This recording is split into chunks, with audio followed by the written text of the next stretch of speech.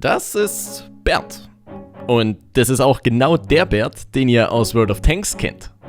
Allerdings nicht aus Pixeln bestehend, sondern ein reales Modell. Manchmal gibt es verrückte Leute mit verrückten Ideen. Und wenn ein paar dieser verrückten Leute aufeinandertreffen, passieren ganz verrückte Sachen.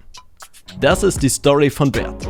Wie das Modell in der Schweiz gebaut wurde, nach Deutschland gelangte und was es alles auf dem Weg erlebt hat.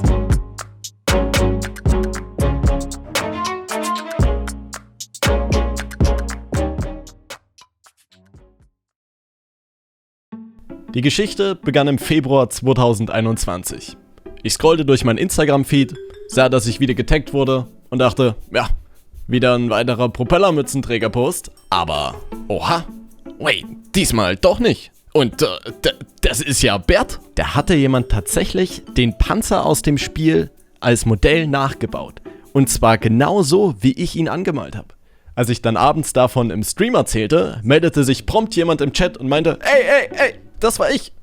Und ich habe das für dich gebaut und würde dir das gern zukommen lassen. Der erste Kontakt war somit hergestellt.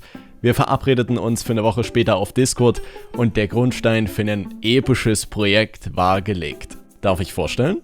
Ich bin Philipp oder auch Holzkopf, wohne in Bern in der Schweiz, bin hier aufgewachsen, bin 36 Jahre alt und mittlerweile Primarlehrer, ehemaliger Polymechaniker. Ey, selten so einen sympathischen Dude kennengelernt. Wir haben uns direkt seit der ersten Minute an super verstanden. Aber ich meine, ganz im Ernst, man baut doch nicht einfach für irgendjemanden ein Panzermodell. Da steckt doch eine ganze Menge Arbeit drin. Wenn ich schon Streams zuschaue oder YouTube schaue oder so, kann ich auch etwas nebenher machen. Ich habe ein bisschen mit Modellbau Kontakt gehabt früher, aber mehr so Modellflugzeuge und so, aber das ist nicht so meins und deswegen bin ich bei den Plastikmodellen gelandet. Ich habe in meiner Jugend tatsächlich auch sehr viel Modellbau betrieben, deshalb weiß ich den Aufwand hinter solchen Modellen sehr wohl zu schätzen.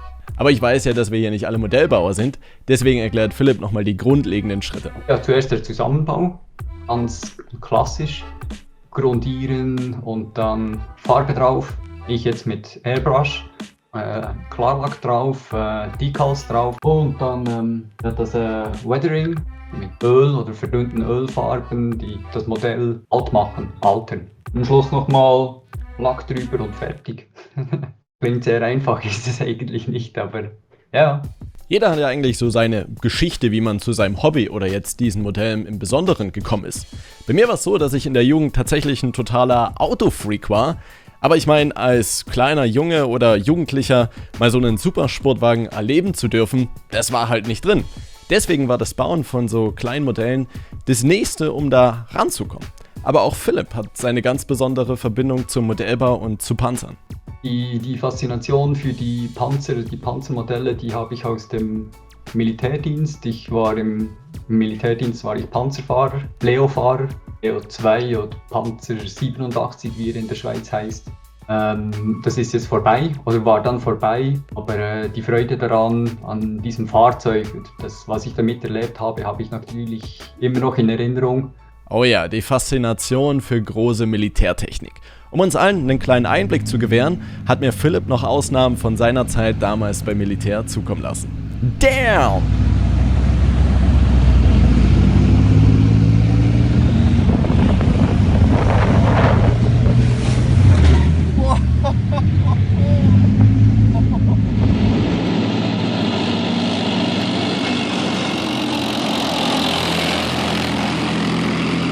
Ey, ganz ehrlich, und da sagen Leute, Sportwagen hätten die besten Motoren sonst. Aber gut. Wir schweifen ab. Zurück zum eigentlichen Thema.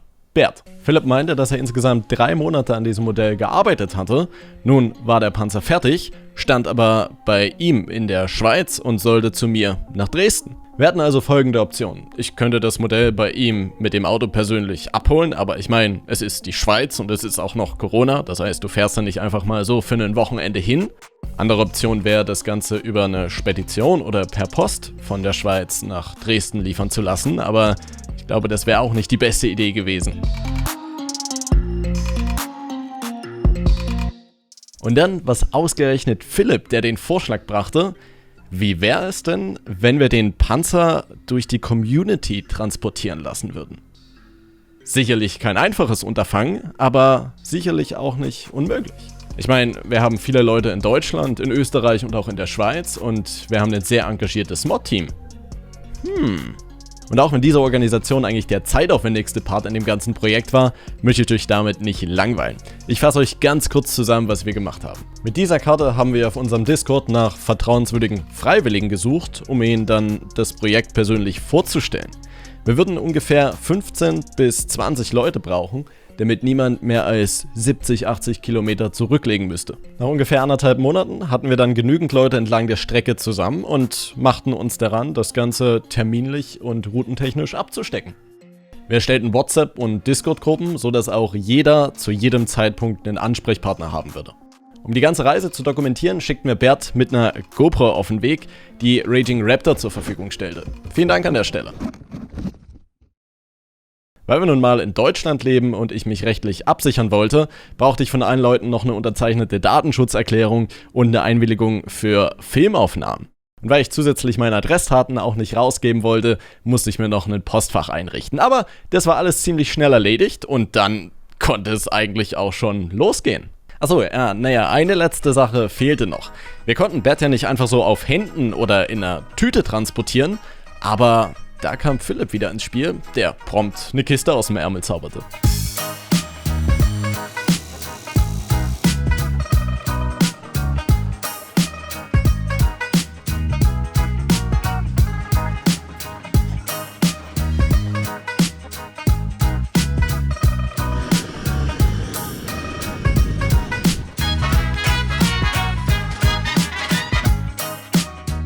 Ist der Bert? Genau. Heisst das so? Ja, das ist eine Säule. Eine Kiste gibt es. Ja, und jetzt da mit dem Mittel drüber gehen. Ja.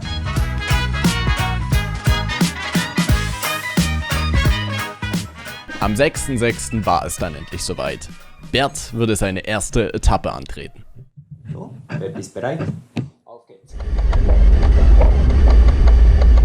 Nach über 3 Monaten Bauzeit und nochmal 3 Monaten Organisation hat Philipp den Start dann ordentlich gefeiert. Die ersten 120 Kilometer der Reise führten von Bern nordwärts entlang der deutschen Grenze nach Full. Der erste Übergabepunkt war dort das Schweizerische Militärmuseum.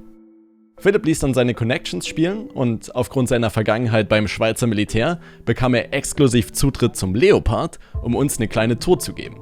Aber macht dann bitte wieder zu, weil wir haben Vögel da, ja, wo dort hinein gehen nisten, oder, unter Umständen. Ja, ist gut.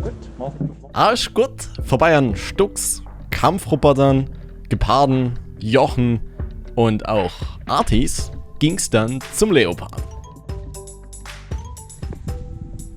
Aus der privaten Tour wurde dann leider doch nichts, ziemlich dunkel in so einem Panzer. Aber wieder was gelernt. Im Panzer ohne Licht sieht man Licht. An dieser Stelle verabschieden wir uns auch schon von Philipp. Wahnsinnstyp, Wahnsinnsarbeit, much respect. Er übergab die Kiste an Resi, der sie von hier aus weiterbringen würde. Moin Leute, hier ist der Retzi. Ich habe gerade die Kiste vom Erbauer höchstpersönlich im Militärmuseum in Full entgegengenommen und werde diese jetzt nach Bregenz transportieren, um sie dort dem nächsten Kurier zu übergeben. Bert erreichte Bregenz noch am gleichen Abend, wo er dann weiter an Phil übergeben wurde. Resümee des ersten Tages: Mucke geblastet, reale Panzer gesehen und über 250 Kilometer weit gekommen. Es war nun schon später Sonntagabend, das heißt, Bert dürfte sich bei Phil bis zum nächsten Wochenende ausruhen. Obwohl, wirklich viel Entspannung war nicht. Auch wenn Bert nicht lebt und ein Panzermodell ist, fühlten wir uns irgendwie dazu berufen, ihm so viel wie möglich von der Umgebung zu zeigen. Neben Schloss Schwanstein und dem Hopfensee sah Bert auch die Highline 179, die damals zur Eröffnung 2014 als längste Fußgängerbrücke der Welt galt. Bert einfach mal schon mehr erlebt als ich. Verrückt. Ende der Woche durfte Bert dann das erste Mal Fuß auf deutschen Boden setzen. Die nächste Übergabe fand unweit von Garmisch-Partenkirchen am Kochelsee statt. Phils Kurierfahrt war somit zu Ende und Konstantin würde die Kiste übernehmen.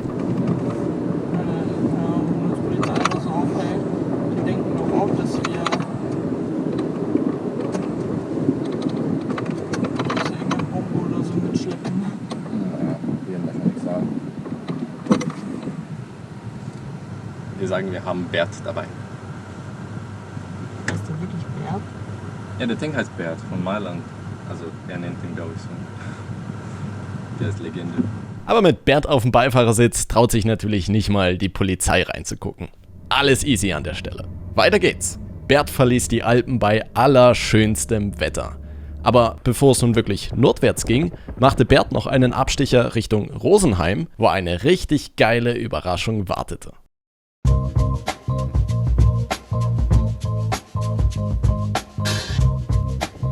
Einmal in den Innenraum, schöne Instrumente und hier hinten ist die Kiste mit einem Bär.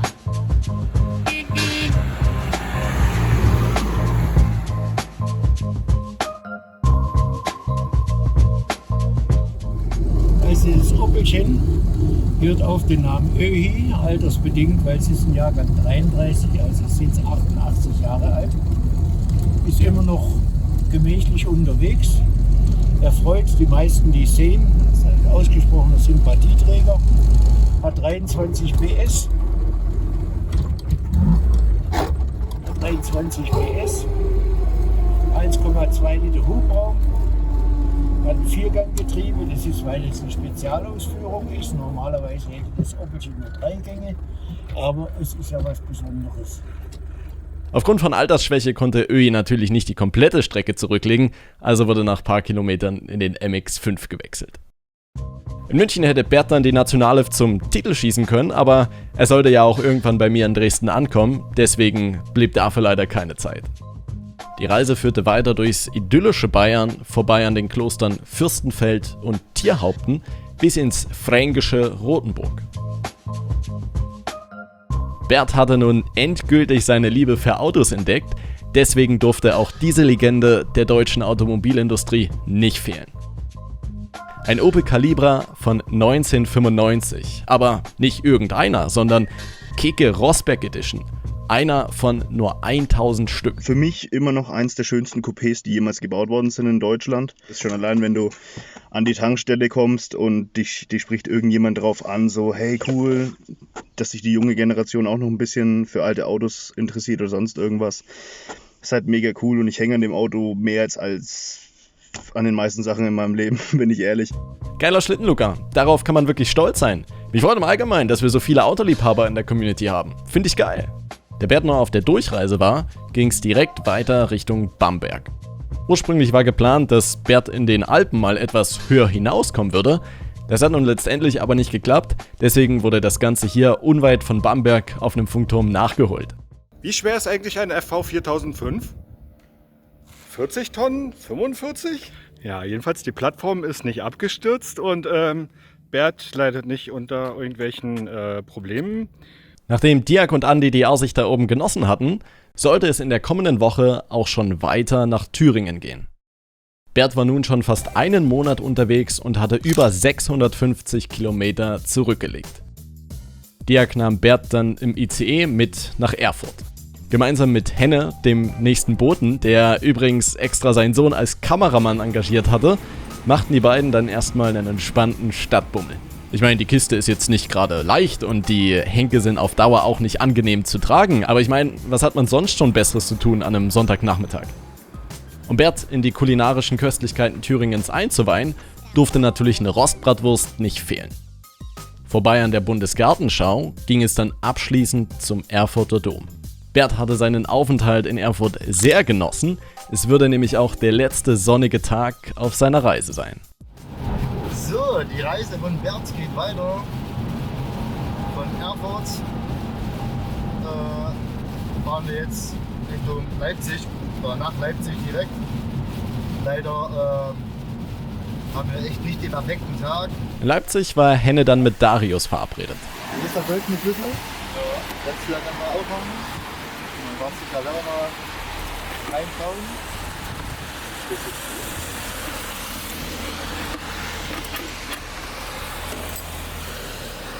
Genau, die ist so.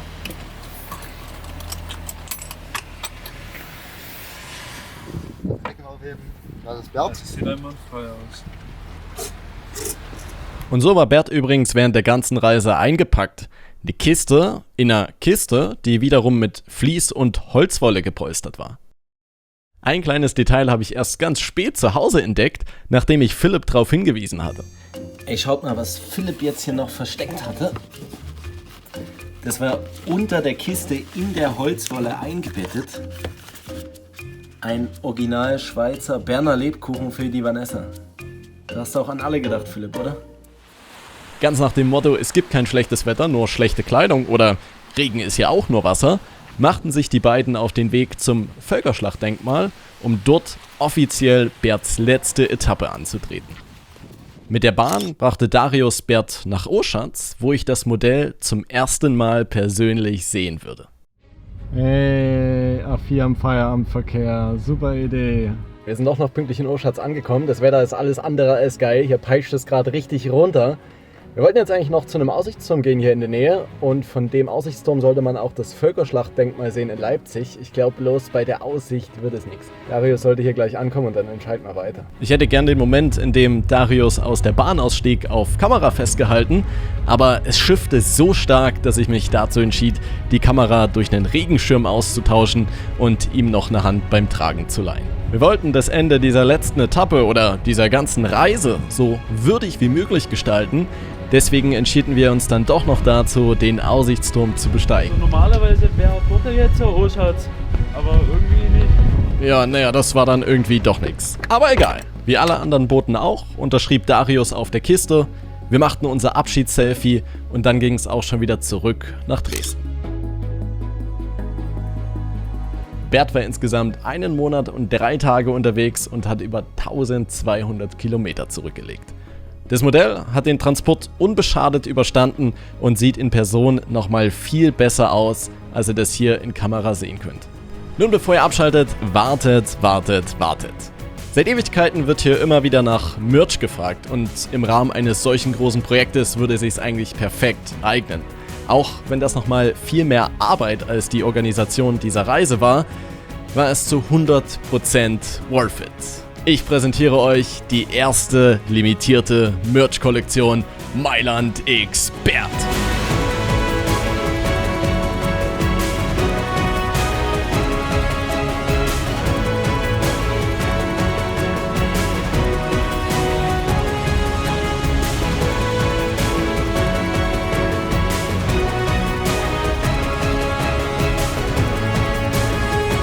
Den Shop findet ihr unter www.mailand.store. Dieser wird am Dienstag, den 14.09. öffnen und die Produkte werden für nur 2 Wochen verfügbar sein. Letztendlich bleibt mir gar nichts anderes übrig, als allen Beteiligten zu danken. Auch wenn das sicherlich kein einfaches Projekt war und nicht immer alles nach Plan lief, hat es doch gezeigt, was wir für eine tolle Community haben. Vielen, vielen Dank an jeden Einzelnen. Die Schlussworte überlasse ich Philipp. Bewerten und liken nicht vergessen und wir sehen uns zum nächsten. Bis dahin. Peace! Ich hoffe, dir Mailand gefällt der Panzer.